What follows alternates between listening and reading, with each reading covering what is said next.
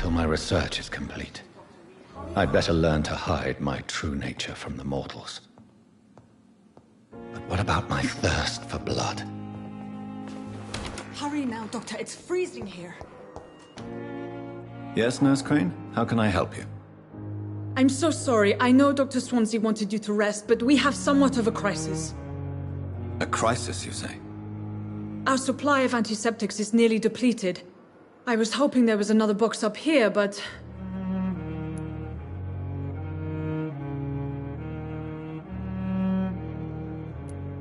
What type of hospital are you running?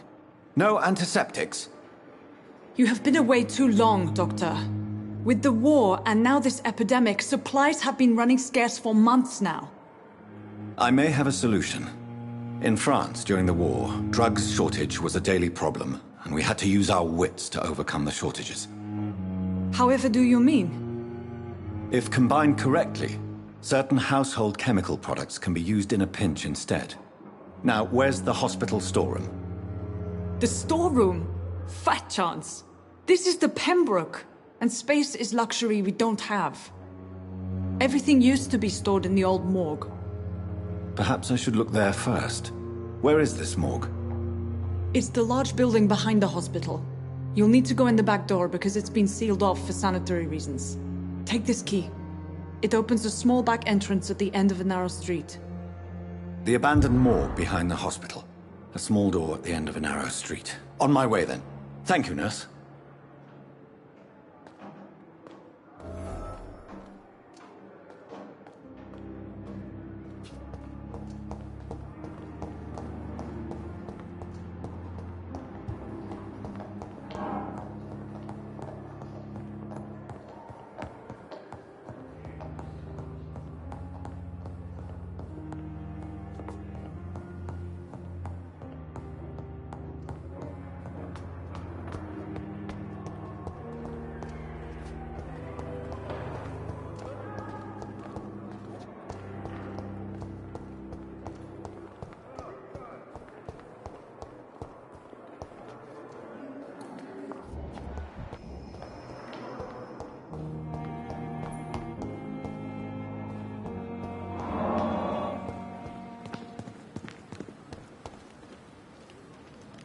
Good evening.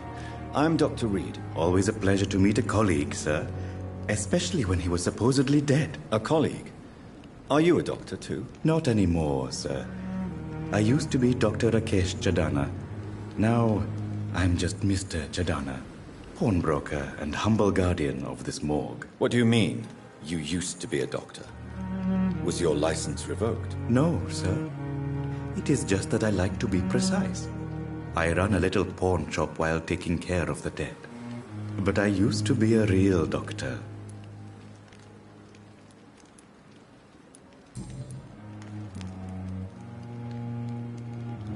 Do you work here alone? Yes, very easy work, sir. All I have to do is watch a few bodies. The situation was very different when the main morgue was still open. Why do you have to watch these bodies? Because these poor fellows have no names. We keep them in case someone comes looking for the missing. Sadly, very rarely happens.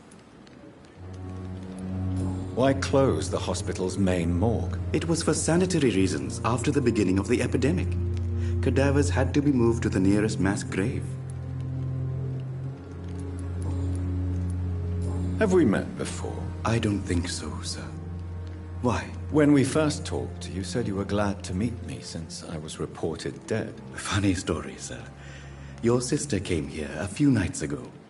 You were missing, and she was looking for your body. She must be very relieved now. Are you afraid or uneasy being surrounded by so many corpses? Why should I? These bodies are empty vessels. Flesh left to decay. Poof! No soul anymore. All gone. An interesting point of view. And quite an exotic one, too. Most people fear, or at least have a respect, for dead flesh. Sir, as a medic during the war, I learned to face my death and the death of others. It's the pain we have to tame, not death itself. How did you get this job? After I left the army, I worked as an undertaker down by the docks. A dangerous place with many an unpleasant business there. Milton Hooks helped me get a job here.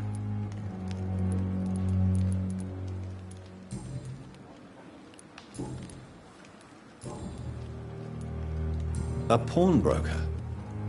I expect you get all types of people here. Yes, sir. All kind of people. For I sell all kind of goods.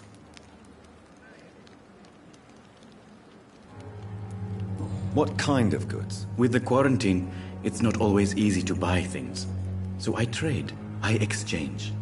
Some people sell, some others buy. I like to help. Who comes here to trade with you? It's very unhygienic, even unsafe. Diseases can spread. For the customers, for the hospital. I'm very cautious, sir. I've been a doctor, remember? And all my clients are good people. In fact, I think I only know good people.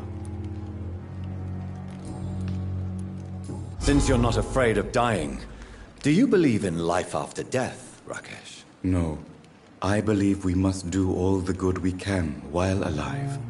For our time is short, and the obstacles are endless. Do you think you would enjoy immortality as a concept? I don't think so. Don't mistake me. I love life, and I'd like to live a long life. But everything has to decay, sir. Even goodwill.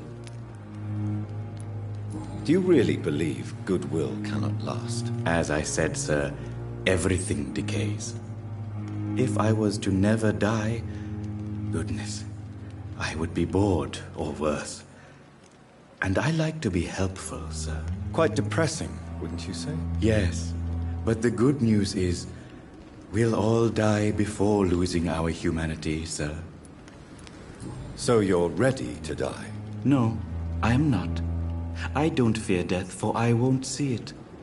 What troubles me is the pain my death will inflict to those I know. You're a wise man, Mr. Chidana. No, Dr. Reed. I am a foolish man. But I like to think otherwise.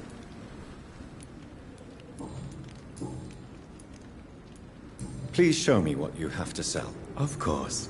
It's just trinkets and curios, really. But I'm sure they can be useful.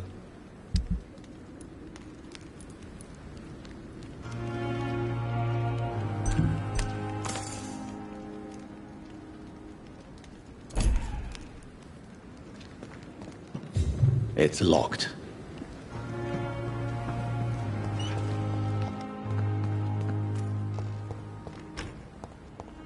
I'm sorry you ended up on my plain and cold medical bench, sir. I understand you must be very angry about this unfair situation.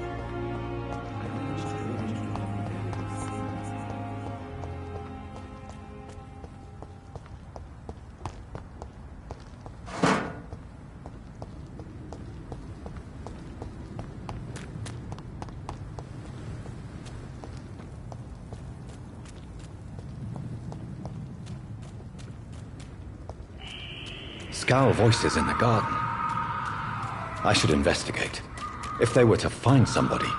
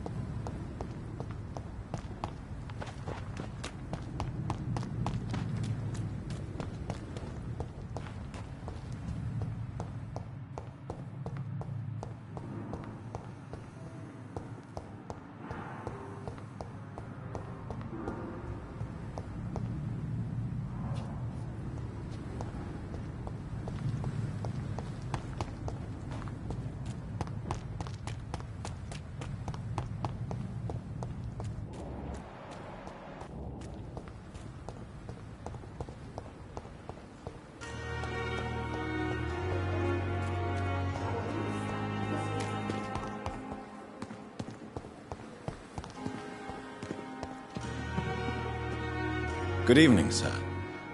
I'm Dr. Jonathan Reed. I'm new here. I've already heard about you, Dr. Reed. I'm Milton Hooks, the ambulance driver for this shithole of a hospital. That's quite a blunt introduction, Mr. Hooks. You can call me Milton. I like to speak my mind, Dr. Reed. Perk of the job. Don't judge me, and I won't judge you. I'm not sure I understand what you're talking about. Well, I'm no doctor, but I'm pretty sure a gun can't be used as a surgical instrument. You have a keen eye. I learned to shoot during the war, and have carried one ever since. Old habits die hard. No need to explain, Dr. Reed. And if you ever need a better gun, remember, I may have something for you. I have some good news, Milton. What? The epidemic's over? I retrieved your wallet, with all the money, and a certain picture. Well, yeah, Pippa Hawkins is my girl. So what? Is it the difference of skin colour that bothers you? Not at all, Milton. Good. Please, take this money anyway. To remind you to keep your mouth shut. Not everybody is as broad-minded as you, Dr. Reed. How is the situation around here? You want to hear the situation is all right? It's fucking awful. We lack everything, and it's getting worse every day. Are you really smuggling weapons through the hospital? And why not? I've already been attacked by patients, you know. And by gang members willing to steal my money. But you're not defending yourself. You're selling guns to civilians. You keep people alive your own way, Doctor. I offer them another way to protect their health. So what do you do exactly in this hospital? Apart from smuggling guns, I mean. I've been an ambulance driver since... too long, I guess. I bring sick people here night and day. It's a dirty job, but I get it done. Most of the time. Since you're on the front line, how is the sanitary situation in this vicinity? It's a complete disaster. It's even getting dangerous to enter some streets or buildings. Even the locals attack you. It sounds like things have been a bit rough recently. What's happened? Yesterday I got attacked by the patient I was bringing here. I escaped through the hospital's garden, but I lost my wallet when I was running. You left an infected patient outside the hospital? That's incredibly dangerous. Go there yourself if you want, but be careful, Doctor. I'd rather not bring your dead body back.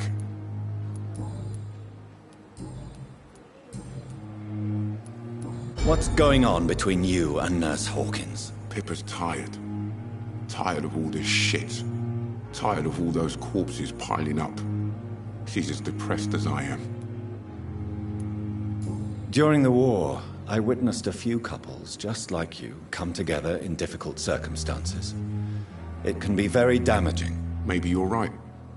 But we support each other. And that's all that matters. You do realize you could both get fired. Hospital staff are not meant to have intimate relationships with one another. Come on, Dr. Reed. Do you know how many rules are broken in this hospital every day just to keep it running? There's nothing wrong with what we're doing.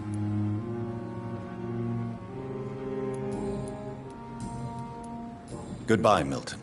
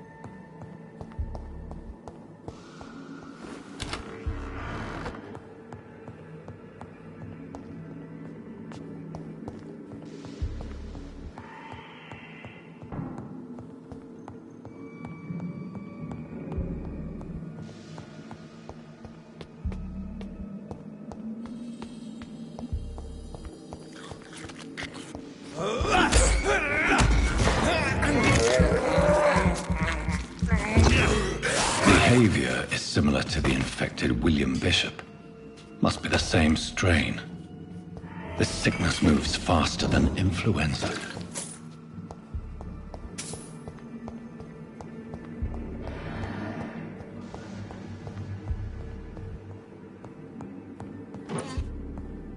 This key will surely grant me access to the basement.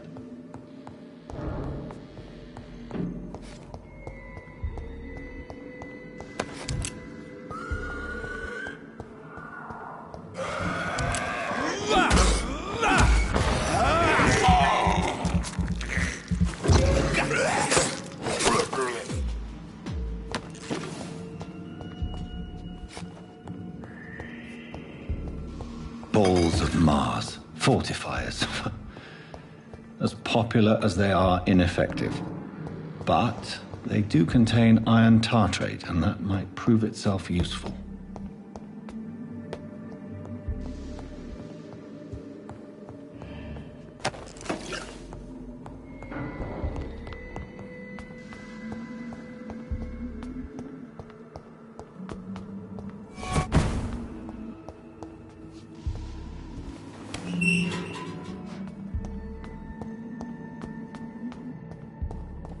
These skulls feed from corpses and the husks of animals.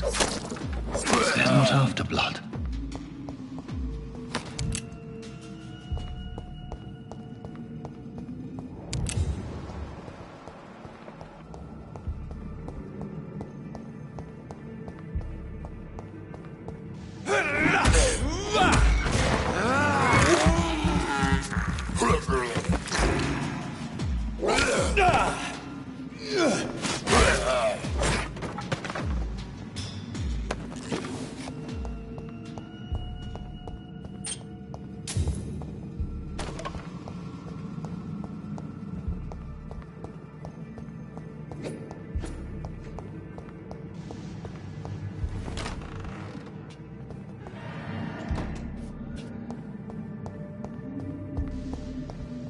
It's locked, all right.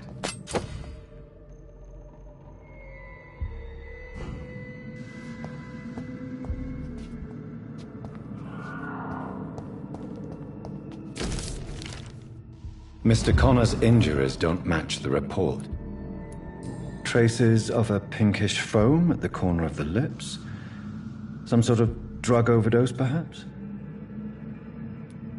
Multiple abrasions and scarring on the arms and legs. Old and distinctive injuries of a sailor or a fisherman. The chest was originally opened to perform the operation. The sutures are clean, but the chest has been reopened. A puncture over the left lung, possibly a chest tube insertion. Not the cleanest work, but I think it was successful. Signs of internal bleeding. So, Dr. Tippett's anesthetics were incorrectly dosed, causing the patient's death. And then, he tried to operate on him again. Tippett has made an egregious error. It's time we talked.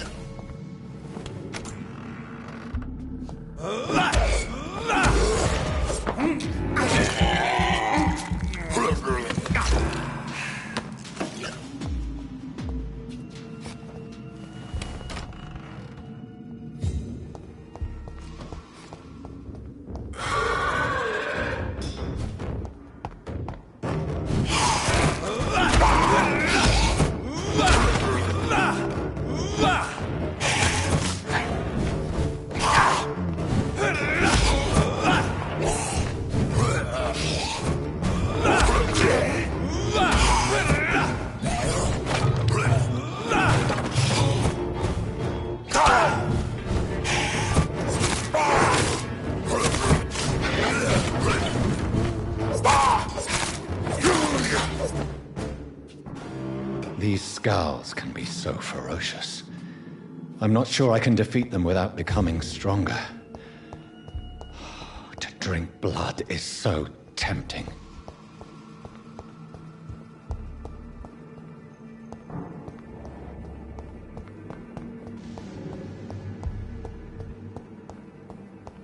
Sodium hypochlorite. Dangerous to administer, but efficient in the proper dosage.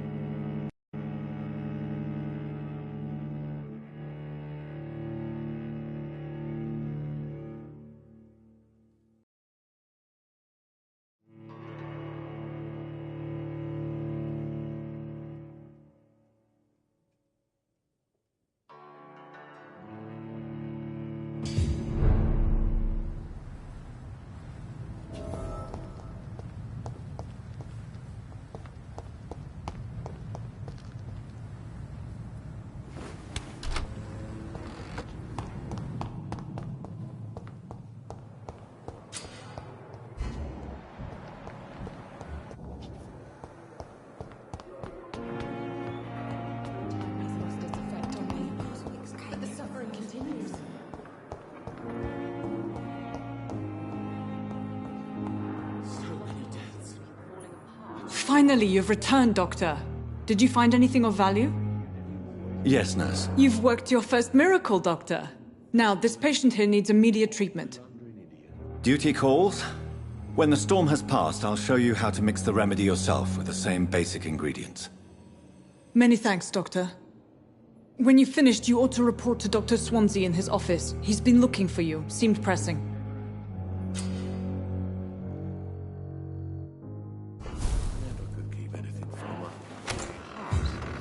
But in the circumstances, I'm willing to give you the benefit of the doubt. Don't waste your time with me. Good evening, madam. Can I help you? It's my son who needs you, sir. I'm Dr. Jonathan Reed. How can I help your son? I'm Beatrice Goswick, mother of Mortimer Goswick. Could you check on him, please, Dr. Reed? I've heard much of your talents as a physician. Goodbye, Mrs. Goswick. Good evening. I'm Dr. Reed. Can I help at all? No, Really? Why are you here, then? I don't want to talk. My throat hurts too much. I suppose that this pain is the reason you're here. Is someone taking care of you? Yes. And no. Could you at least tell me your name, sir? Mortimer. Mortimer Goswick. Do you need any help? I'm afraid I may, sir.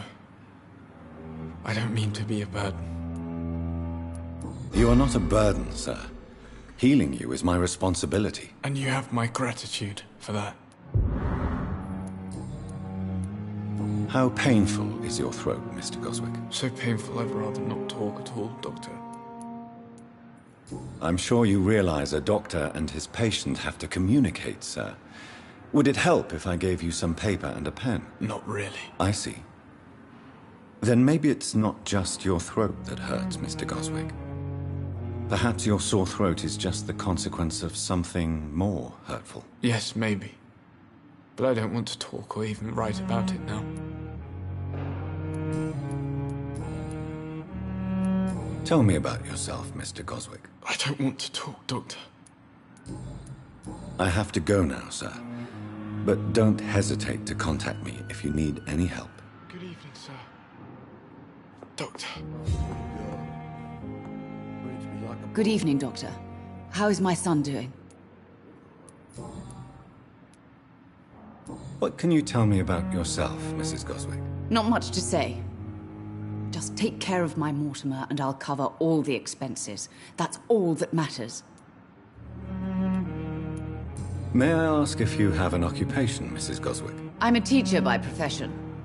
I teach young women who are more ambitious about their futures than their families. Are you really that rich? Most of the patients here are of a more humble origin, if I may say so. Yes, thanks to my husband. May he rest in peace. I can cover any needed medical expenses. What do you think of your reception here?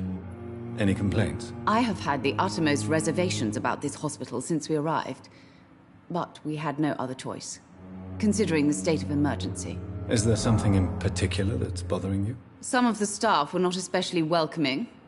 I suspect they're not accustomed to dealing with patients of such social standing. Tell me more about your arrival at the Pembroke Hospital. What gave you such a bad first impression? The ambulance driver was quite rude, for a start. And that nurse, Miss Hawkins, seems to have quite a dubious attitude. What do you mean? She managed to secure a bed for my son despite the epidemic. It was a relief, but it wasn't cheap. She charged you?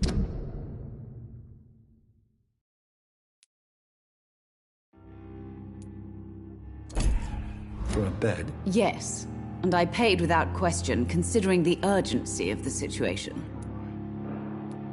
I share your concern, Mrs. Goswick. Be sure that I'll talk to the people involved. I don't expect compensation, Dr. Reed. But I'm aware such behavior would not be tolerated in other hospitals.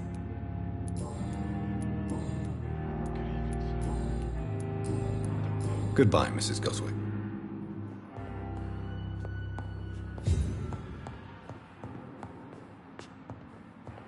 Nice, sweet girl. Reads me like a book. I never could... Good evening, sir. I'm Dr. Reed. May I help you? I don't know if a third opinion is needed. Your colleagues are already arguing about my condition. I see. Would you mind telling me more about your situation? I'm Harvey Fiddick. All I want is to get me bloody arm fixed properly.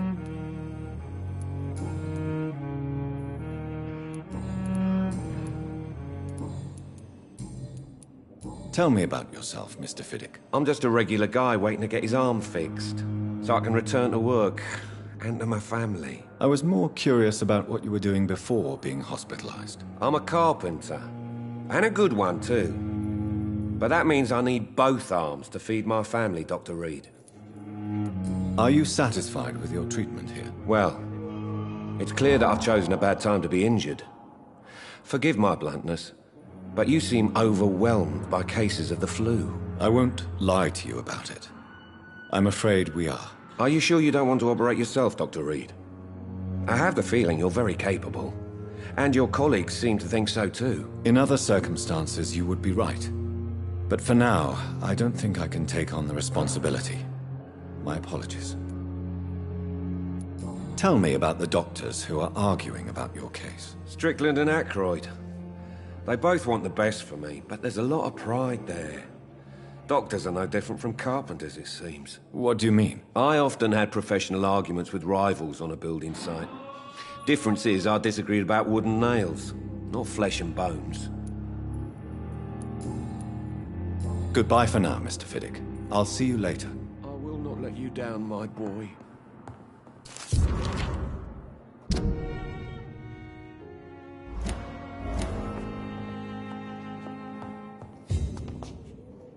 Good evening, Mr. Fiddick. Good evening, Dr. Reed. Any news about my operation? You seem worried about the safety of your family. And it's obviously the reason why your wound troubles you so much. I cannot give up on my children now. They both need me living. What about their mother, if I may ask? She died in 1915 during one of the first Zeppelin raids. We never found her body.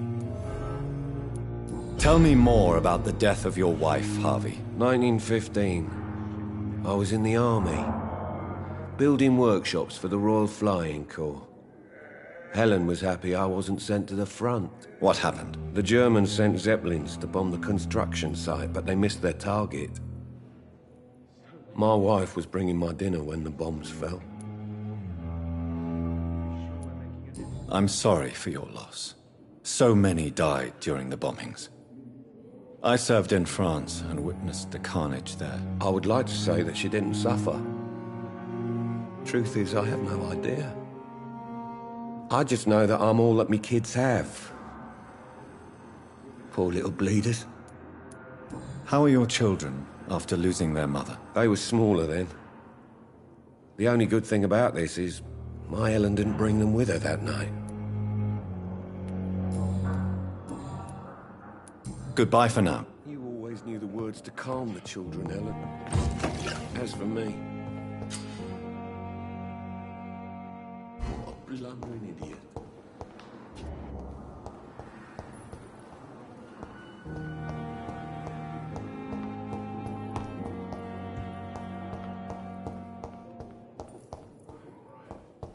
Don't waste your time with me.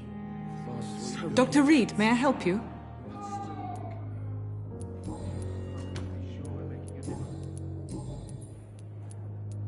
For how long have you been working here, Nurse Crane?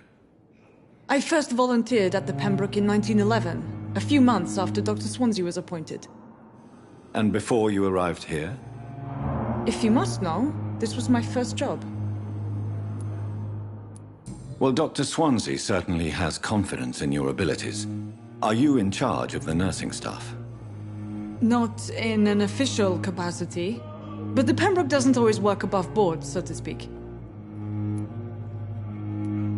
What about medical protocols?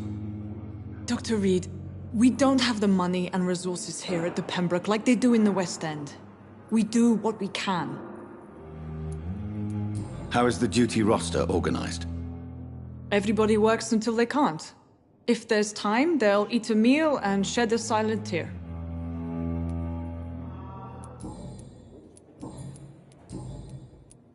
What can you tell me about the epidemic, Nurse Crane?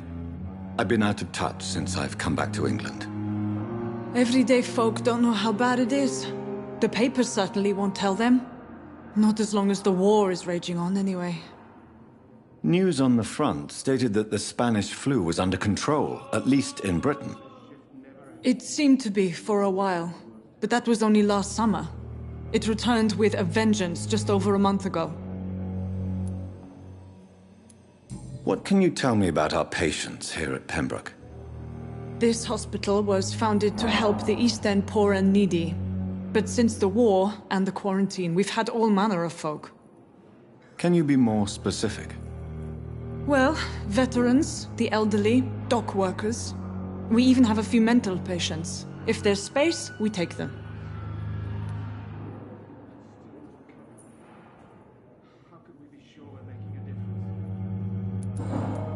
I'll see you later, Nurse Crane.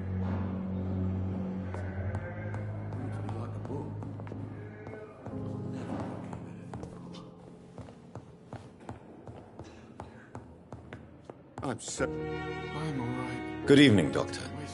I believe we're going to be working together. Dr. Reed. Dr. Swansea informed us of your arrival, but I could not dare to believe we'd have such good fortune. Such an honor, sir. Thank you. And you are? I am Thoreau Strickland, Dr. Thoreau Strickland. I'm a great admirer of your work, Dr. Reed. Please, could you tell me something about yourself? I'm a great admirer of your work concerning blood transfusion, Dr. Reed. I run my own experiments. I'm convinced it's the future. What made you choose to be a doctor? I'm not ashamed to admit you and your work have inspired me. I am honored to have the opportunity to work by your side. It's always a pleasure to share scientific and medical knowledge with someone eager to learn. I'll be glad to help you if I can. This epidemic may be the century's most terrible disaster, but I'm convinced that we, as doctors, are the only ones able to defeat it. I based my technique on my mentor's research. He helped me perfect my method. What is yours? I'd rather not talk about it. For now, it's just theories and first approach. My process is purely experimental and unsuccessful. As long as you're cautious and methodical, you may remain empty-handed, but you won't fail. You're not the first one to warn me, but I am convinced knowledge is the main weapon against the ravages of this epidemic.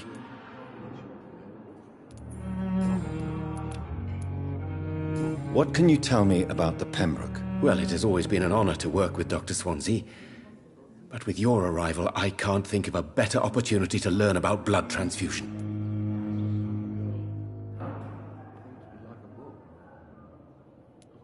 You seem quite optimistic.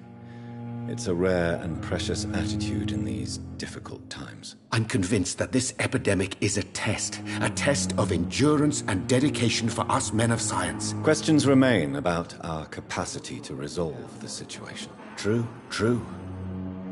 Last summer, during the first wave of the epidemic, I used to joke with Milton about the extra work. We're not smiling now.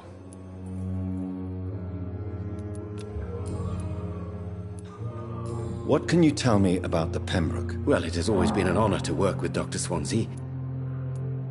Do you need help with anything in particular? Well, yes, maybe. I'm waiting for a batch of products I ordered for my personal research, yet my supplier seems to have vanished. Do you want me to play the errand boy for you? Oh no, Dr. Reed. But if you went personally to his shop, what with your reputation and all, he wouldn't dare to refuse the products I need. I see. Well, give me the address, for I may pass by if I have time.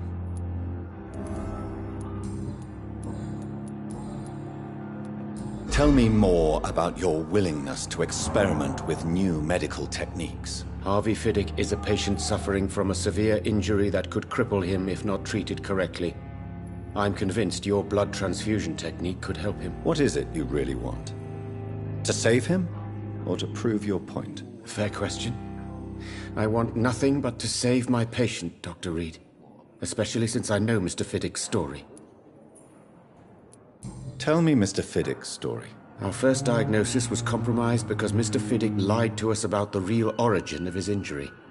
He first claimed it was an accident. But why would he hide such crucial information from us? Because he is a proud father. Ashamed of putting his children at risk because of his own negligence. This personal involvement could also appear to be a lack of impartiality. You must know that a good surgeon must remain neutral. I agree.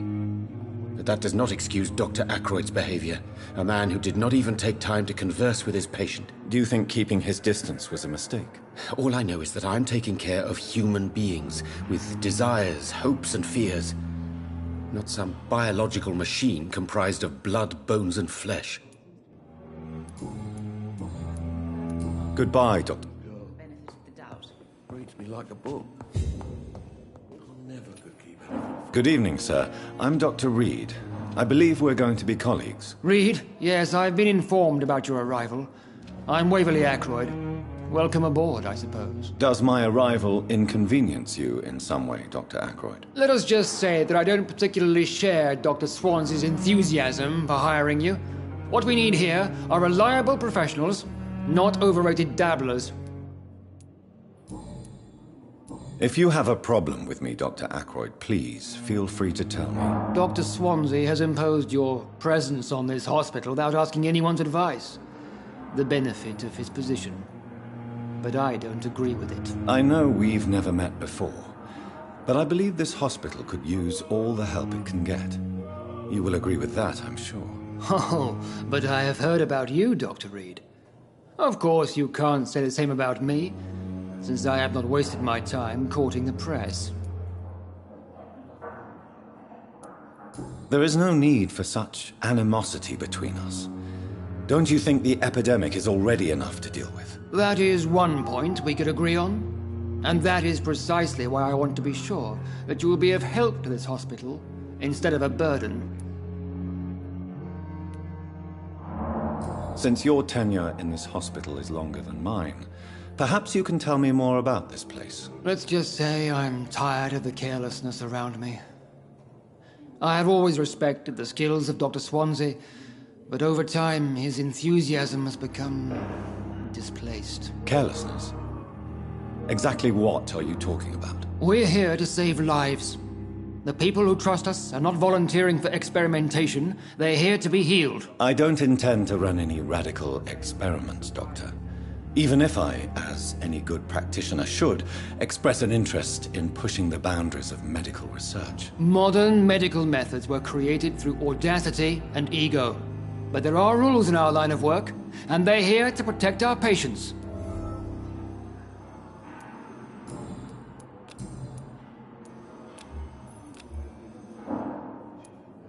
I don't know what you've heard about me, but I have already proved my value as a practitioner. I don't question your skills, Dr. Reed, but your motive.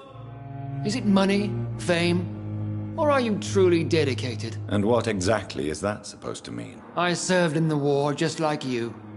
But unlike you, I did not use the wounded to play the modern sorcerer. Be careful what you insinuate, Dr. Ackroyd. I only want you to admit you used those men to improve your theories. This is ridiculous. My blood transfusion technique saved many lives, and you know it. You see? That is exactly what I hate about people like you. You avoid this kind of accusation instead of facing reality. It seems you have bad memories of your military service. I refuse to see this industrial slaughter as scientific progress. War only reveals the worst in men. We can at least agree on something, Dr. Ackroyd. Tell me, Waverly, what do you think of Dr. Strickland's enthusiasm for his experimental research? Strickland is playing with his patients' lives for pride and glory. Now that, sir, is unethical. Are you thinking about something in particular? Harvey Fiddick needs delicate surgery. I believe we should stick to the usual procedure, but my young colleague obviously disagrees. And are you not afraid that your rivalry with Strickland may be blinding you? Rivalry? I guess you could call it that. But I will never be childish enough to let my personal feelings affect my judgment. Why do you wish to lead this surgery? I strongly believe that Mr. Fiddick should not be butchered to test an unproven procedure. I really hope you're right about this, Dr. Ackroyd. I'm trusting your judgment on this. I'm not the kind of man who runs away from his responsibilities, Dr. Reed. There is no need for you to be looking over my shoulder. Thank you for your time. We'll talk later.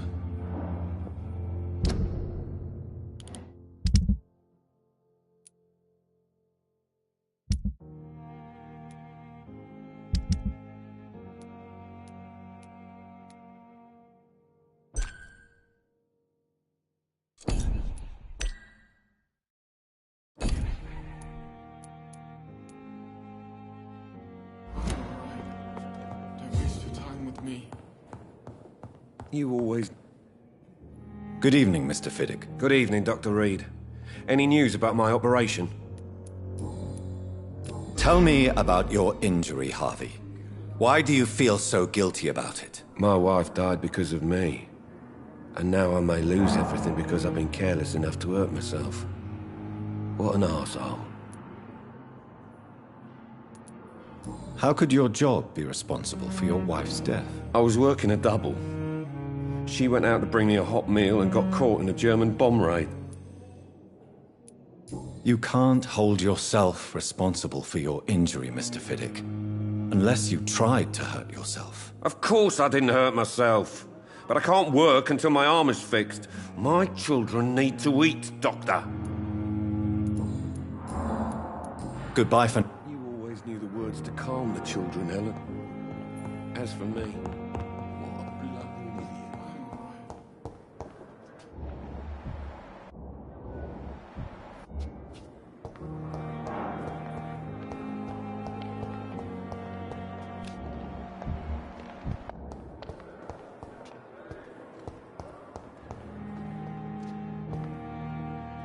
Good evening, Mr. Hampton. How do you feel? Dr. Reed, is it? Oh, sir, I must apologize for my behavior. What do you mean? I was not myself in the factory. Fear and exhaustion made me say awful things to you, I'm afraid. You remained perfectly nice and polite. A little delirious, perhaps.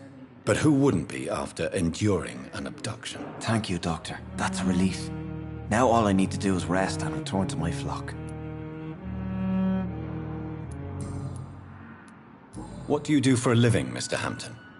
I can't help but notice the cross around your neck. I manage a night asylum for the poor and homeless of the docks. And I try to guide the lost and hesitant on the right path to our Lord. Are you a priest, Mr. Hampton? A deacon, maybe? Not at all, Doctor. I'm just a man of faith willing to preach the good word. Why didn't you use your cross against William Bishop? To repel him somehow? That's a very strange question, Doctor.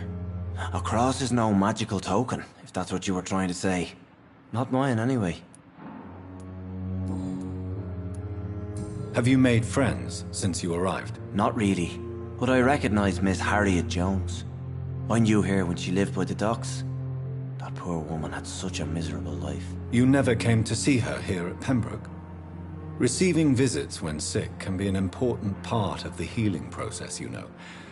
We're not just bodies. You're preaching to the converted now, Doctor. To be truly honest, I thought she was dead. She left the docks many months ago. How do you feel, Mr. Hampton? Medically speaking, I mean. I feel exhausted. Beyond exhaustion, actually. William drank so much of my blood in his madness. I feel... empty. You're in good hands here. Dr. Swansea is well versed in blood transfusion, and I'm sure he'll take the best care of you. Thank you, sir. I believe all I need is rest, and then I can go back to the people who need me.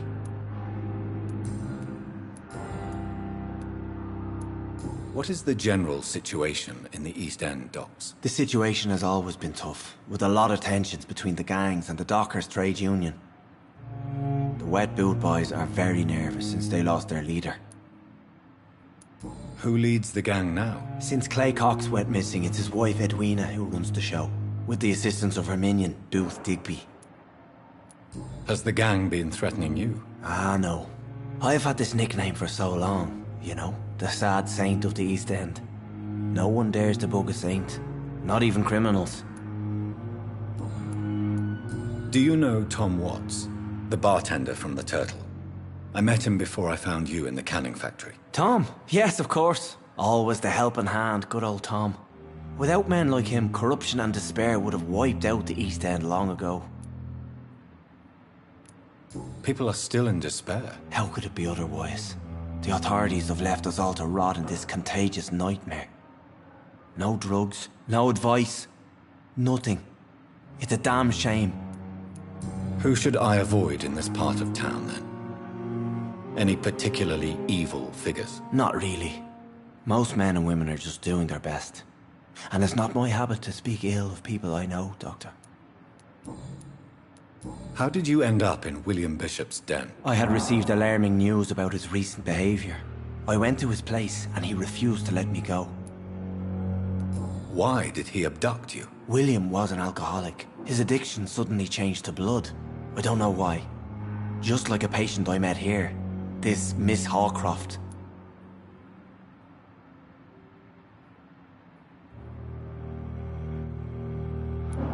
You dared to enter this awful place alone. You're a hero, Mr. Hampton. Or a fool. I'm just a man trying to help his friends, Dr. Reed. William Bishop was a conflicted soul, searching for light. Goodbye, Mr. Hampton. We'll talk again later.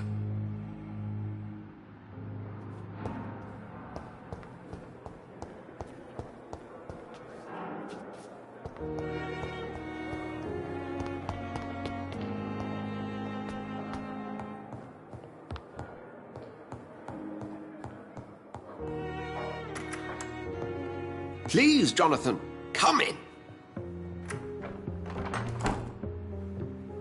Fascinating, is it not? In the last decade, so many mysteries have been brought to light with our microscopes. The human body, biology's penultimate frontier. The more we explore its boundaries, the less we're able to trace a clear line between life and death. You, my friend, have a foot in both countries.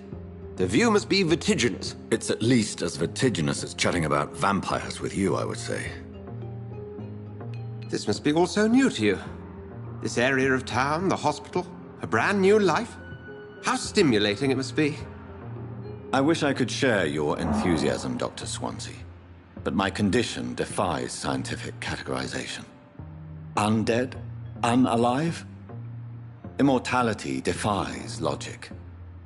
I cannot express my thrill at this serendipitous turn of events. The world's most eminent specialist in blood transfusions, a vampire. One might say a gift from heaven.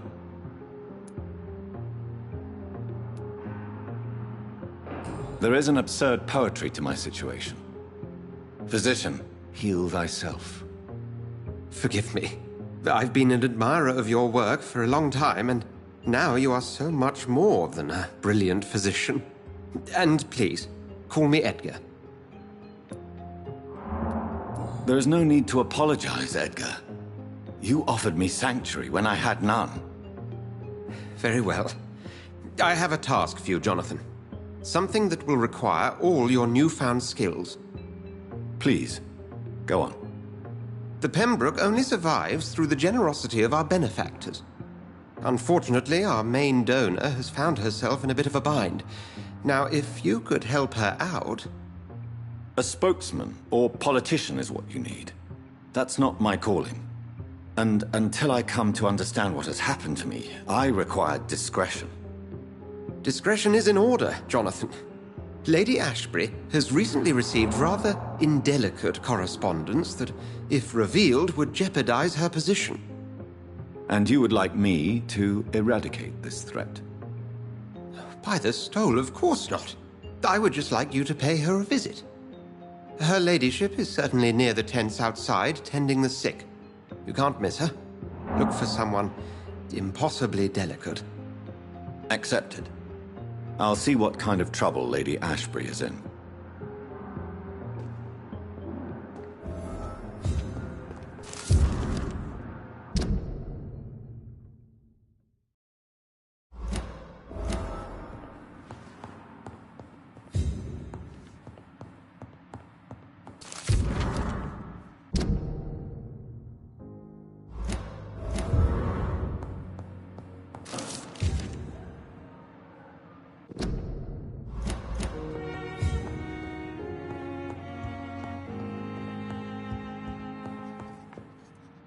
Do you need something, Jonathan? I have just a few questions. Then ask away. I'm at your service, Doctor. You mentioned something about a secret society. A brotherhood, if I recall. Could you elaborate? Certainly. I've been a member of the Brotherhood of St. Paul's Stole for several years.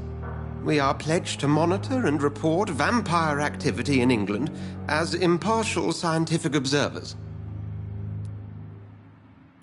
That explains your nightly wanderings about the docks and the questions you ask. I feel it wasn't mere coincidence that led us to that part of town. There was something as yet unseen that set those chain of events in motion. Yet you don't fear me. And still, you know the monster that lurks beneath the civilized surface. The Brotherhood has studied your kind for centuries. We believe you are as supernatural as a lion is to a gazelle. Since you seem quite the expert on vampires, what could you tell me about my condition and how it came about? As men of science, our first step is always to start with what we know. Forget the myths, the hackneyed scrawlings, and the penny dreadfuls. They do not scratch the surface of the truth you now find yourself in. The sun. The morning following my transformation. Its rays burned me. There was pain, smoke, and my skin blackened. You will find there is very little that can kill a vampire, my friend. You have been offered relative immortality. The sun will most certainly hurt you, leaving you weakened and damaged, but it will not destroy you. Must I take a life to live? You are a vampire. You feed, and blood is the sole sustenance that can sustain your immortal frame. And only a living creature contains the nourishment you require.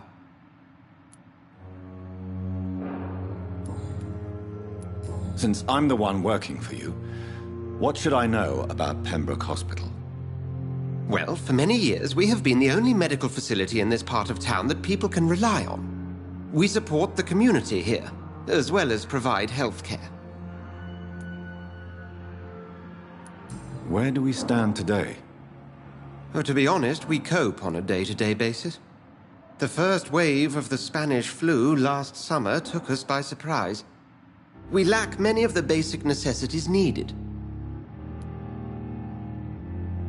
What do you expect of me? What we need is hope. You were a soldier. This is a war. This white coat's still a uniform. We fight to help the poor, the sick of the East End, the forgotten. The man we pursued and slew in the canning factory, William Bishop, I believe, was he a vampire? He was a Skald, technically speaking. The debate rages as to their classification. Some think them a subspecies of vampire, others something else. How do Skalds come into existence? The name means slave. The etymology may indicate that they are a lesser species of vampire. From what I know, vampires tend to despise them. Just for clarity, what differences are there between myself and a Skald? A Skald is easier to eliminate, Jonathan, even if they remain formidable foes for the unprepared. Vampires exist beyond the mortal realm.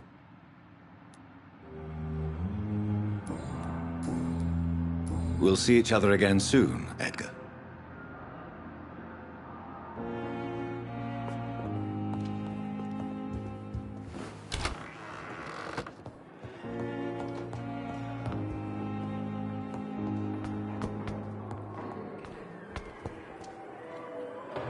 Good evening, nurse. Good evening, Doctor.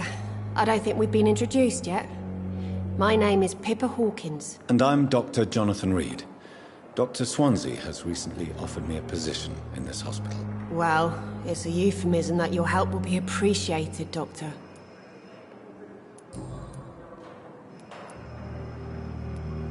How is the Pembroke staff coping with the epidemic? Well, not well. Milton, the ambulance driver, is even more grumpy than usual, especially concerning doctors. Why is Milton grumpy on a daily basis? Is it just an act? Milton's not the kind of man who's bothered about a bad reputation, whether he deserved it or not. Why does Milton dislike doctors? I don't know. Just ask him. But be warned, Milton is not the chatty type. How long have you been a nurse? Well, long enough to see that the epidemic is winning. And no matter how qualified you are, don't tell me you'll change that. You're right. When dealing with such a terrible disease, one must remain humble. But that doesn't mean we shouldn't try our best. Sorry, Doctor. I don't want to sound bitter, but I'm just too tired to give a pep talk like Nurse Brannigan. How would you describe the situation at the Pembroke Hospital? It's serious. The flu is wreaking havoc amongst the staff and patients. We are running out of everything. You must get a hold of yourself, nurse. Sorry, I'm exhausted. No one has any idea when this epidemic will be over. Nurse Hawkins, the Spanish flu won't last forever. Even the Black Plague didn't kill everyone. I wish I could believe you. But what if this epidemic was worse? What if in the end, nobody was spared?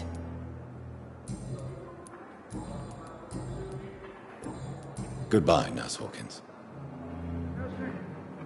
Good evening, Nurse. Good evening, Doc. Pepper, I know you're very close to Milton Hooks. Yes. Milton Hooks is my man. If you want to report me for that, just feel free, Doctor. I have no intention of reporting you, Nurse Hawkins.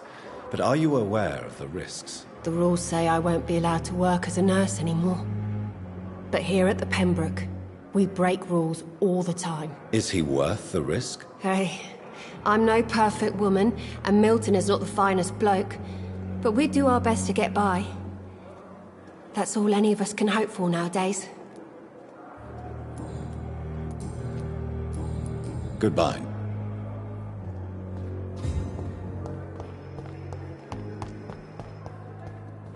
They're disgust.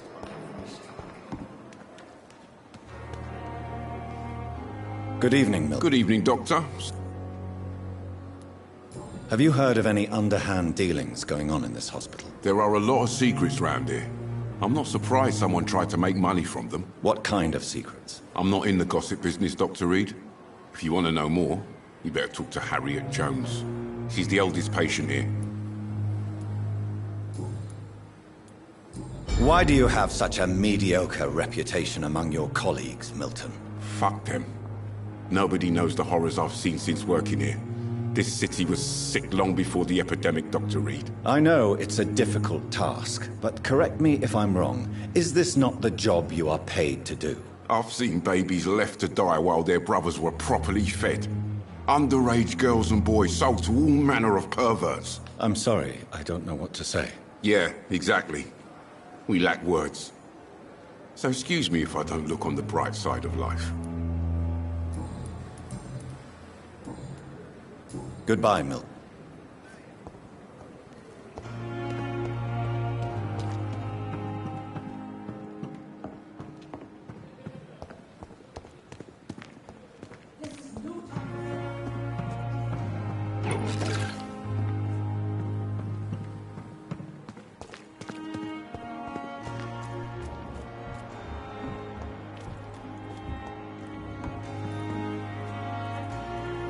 Good evening, nurse. I'm Dr. Jonathan Reed, the new surgeon here at the Pembroke. Dr. Swansea has already told us about you, sir. I'm Nurse Gwyneth Brannigan. Welcome to the Pembroke Hospital. Did he really? It's a good thing I wasn't hoping to keep a low profile. All members of staff have already read about your new blood transfusion technique. Dr. Swansea made sure of that. I see. Well, I'm a little surprised, but I suppose I'll just have to deal with this unexpected notoriety. You must know, blood transfusions are Dr. Swansea's primary subject of research. He is convinced it is the future. How are things here? Not good, to say the least. We're struggling against an invisible enemy, more lethal than any bullet from a gun. It's hard, Doctor. An invisible enemy? Quite a poetic term for a disease, especially from a nurse. Sorry, Doctor. These last few weeks have been exhausting. We could all do with a good night's sleep. Do you think this hospital can survive the epidemic? We are all volunteers here, and we're trying to hold fast, but how do we beat an invisible killer? Some nurses have already resigned. I'm not familiar with all the staff yet. Perhaps you could help me. Brilliant professionals, most of them. Dr. Swansea has a gift for recruiting talent. Most of them? Is there a problem I should know about, nurse? It would be inappropriate for me to speak ill of a colleague. Is there anyone that stands out? Well, I have never met someone as dedicated as Dr. Tippett's. He should be a standard for us all here. If only he were younger.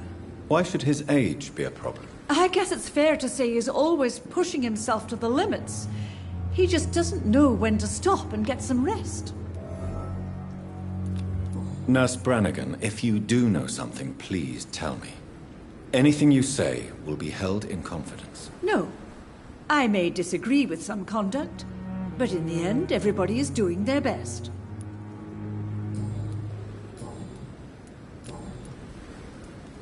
Tell me what Dr. Tippett did. I know his mistake caused a patient's death. If I had not covered up his error, Dr. Tippett would have been fired from this hospital. I could not let that happen. You can't allow your emotions to dictate your conduct concerning patients, Nurse Brannigan. Look around you, Dr. Reed. Do you really think we can afford to lose a brilliant practitioner like Dr. Tippett's in our situation?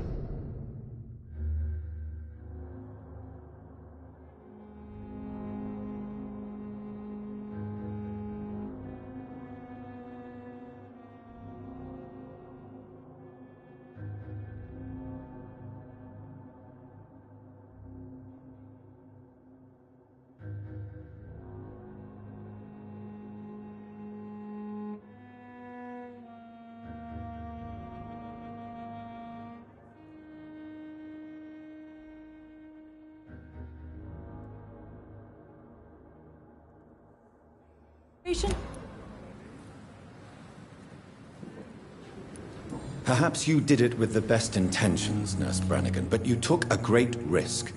Must I remind you that a man died? You mean you've never made a mistake? Never covered your tracks? Come on, Doctor. I wasn't born yesterday. Goodbye, nurse. Call me if you need assistance.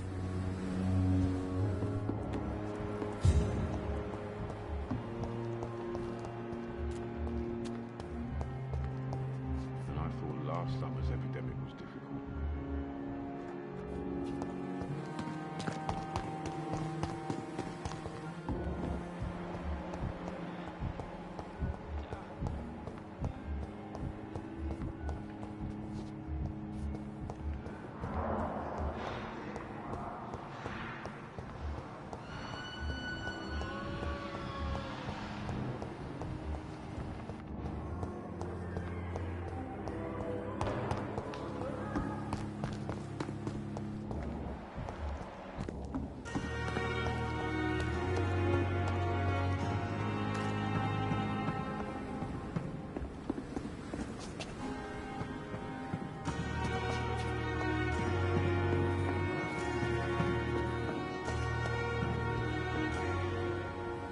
The flu took my dear wife, Emily. I take comfort knowing we'll soon be together again. Mr. Rainfield, that's no way to talk. You're in good hands here, and we'll be up again soon enough.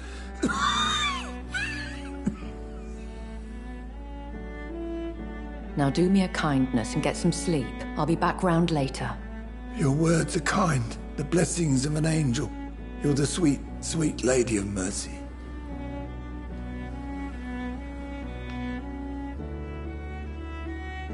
Good evening, Dr. Reed. It's a pleasure to see you again. You seem surprised. Dr. Swansea has brought me up to speed concerning your recent appointment to Pembroke Hospital. You're a the lady who saved me that night, before vanishing into thin air. I remember you from the pub with Dr. Swansea. Indeed. Allow me to introduce myself formally this time. My name is Lady Ashbury. I remember you well, in spite of the brevity of our encounter. Apologies. You've taken me by surprise. I'm very happy to see you. The pleasure is mine, Doctor. I hope you're more disposed to answer my questions now. You must have countless questions, but our rather urgent matter first. Swansea has explained. My cover, if you prefer, has been compromised. Have any of the patients given you trouble? These poor souls have so little left to live for. I do my best to ease their pain. The world would be a better place if it were cared for by women like you. You make me blush. I am simply a necessary evil. Pardon my boldness, Your Ladyship, but I have questions concerning this condition we share. As a newborn, your hunger for answers is rivaled only by your thirst for blood. But the questions need wait. I'm a scientist. My trade is in the deciphering of mysteries, and I need information to feed my mind. I will gladly answer every question you have, but first, prove yourself capable of resolving my predicament without eating the culprit. Dr. Swansea has commissioned me to be your agent in this matter. You could start by explaining what's amiss. These past insufferable weeks, I've been the victim of extortion. I've made a first payment, but the blackmailer grows greedy. I must refuse his most recent demands. Who would be so foolish as to threaten you? A kindred spirit. Even if it were the case, and I highly doubt it, a vampire would have asked for something more valuable than money. My suspicions lean toward a patient or their family. Please continue. Every detail is essential. I'm your man. My embarrassment in this matter is eclipsed only by my shame at having put the hospital at risk. The threat from our anonymous scoundrel is clear. A list of dates. My visits coinciding with the dates of suspicious patient deaths due to massive blood loss. I'll take care of it. Do you know where I should start? If that was the case, I'd settle the matter myself. You could talk to our local gossip, Harriet Jones. Not a pin drops here without her hearing about it. I'll meet that woman now. My life, as others know, is in your hands, Dr. Reed. I'm sure of your discretion, but I do fear your powers of persuasion will be put to the test. When this is resolved, I'll be your obligé. I'll answer all questions in regards of your condition.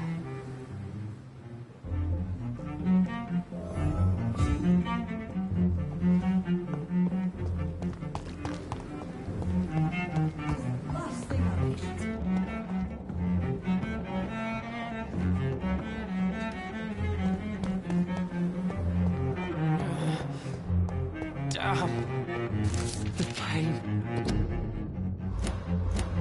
It's here again.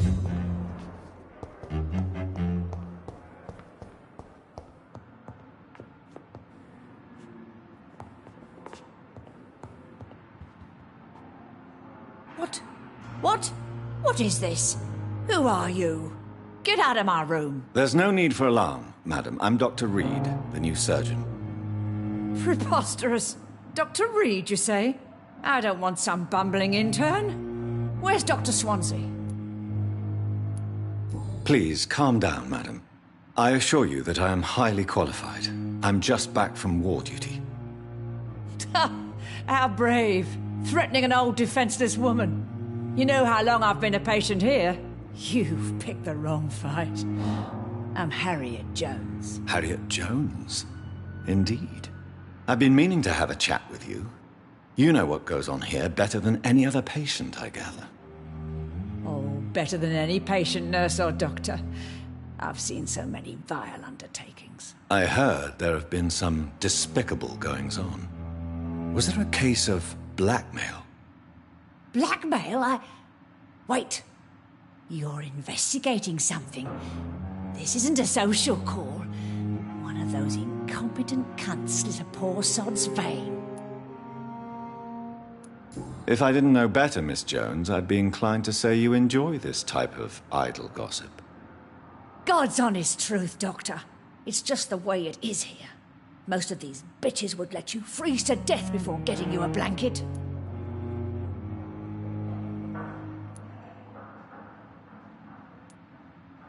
You seem to know more about the goings-on here than anyone else.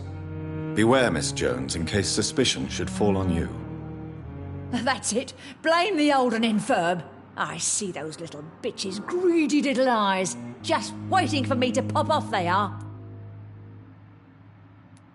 I assure you, madam, this is not an investigation into a possible medical error.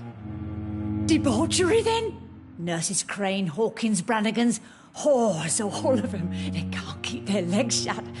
I've seen them scratching slutty sores. Really? Well, if you have irrefutable proof, I'll not have the staff behaving in such a manner here. This is your business, Doctor, not mine. But I swear one of the nurses is cavorting with some man on hospital hours. Thank you for your time, Miss Jones. You've given me something to go on. See you on the next round.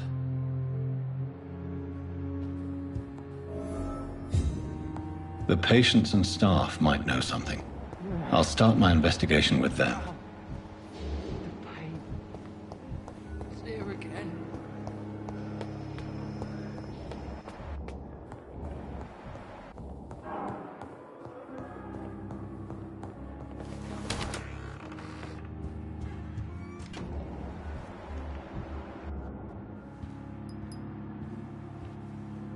Do you need something, Jonathan? The matter of Lady Ashbury's blackmailer. Oh, I know too much about this matter already. I'm confident in trusting the interests and reputation of both the hospital and Our Lady into your able hands. I have met Lady Ashbury. She's a fascinating woman, wouldn't you agree?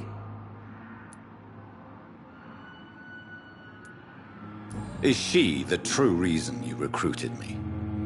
To work on her condition and addiction for blood? A part of me is thinking I've been played.